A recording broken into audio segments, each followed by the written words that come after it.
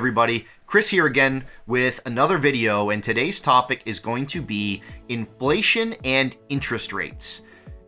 With so much else out there to talk about, from political topics and geopolitical topics, even topics about the weather with hurricanes going through and all that kind of stuff, it's these two economic topics that are consuming the news cycle. And it's pretty obvious to see why. It's because it's impacting each and every one of us in the country, even the world, simultaneously in real time. So in a way, it's kind of unifying. But unfortunately, it's a painful experience to go through.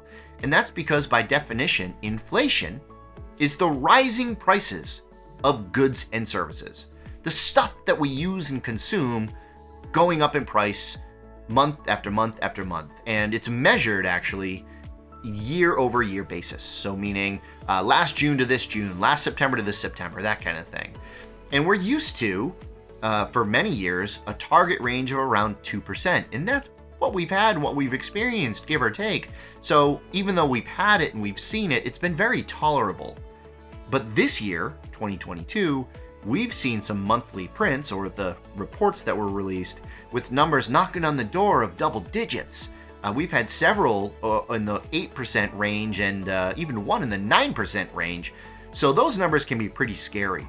And even within that basket of goods that they're measuring, things like gas, certainly well within the double-digit percentage increases year over year. And it's painful to swallow when you go to the pump or go to the grocery store and you're dealing with these higher prices. So what can we do about it? Well, it's a limited tool set that we have, but one of the things that they're doing, and I say they, meaning the Federal Reserve, one of our government agencies, the chairman, Jerome Powell, is responsible for interest rate policy, him and his colleagues, with the logic of if they raise interest rates, they're raising the cost of borrowing for businesses and consumers.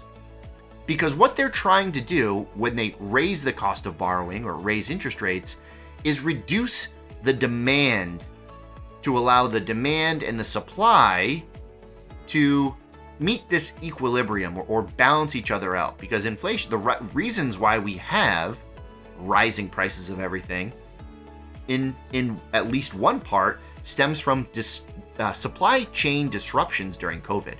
When the world shut down, they stopped making a lot of this stuff and providing these services. So there's still, several years later, a backlog from the demand that we've always had. So short supply, high demand allowed prices to go through the roof. So if they help reduce the demand and the supply continues to kind of work its way out, there's hopefully going to be some time where they level off, and that will be the happy medium that everyone's kind of looking for. So it's a battle, it's a process. We're working on it together here as a society, and just from all aspects that we can, it's coming together.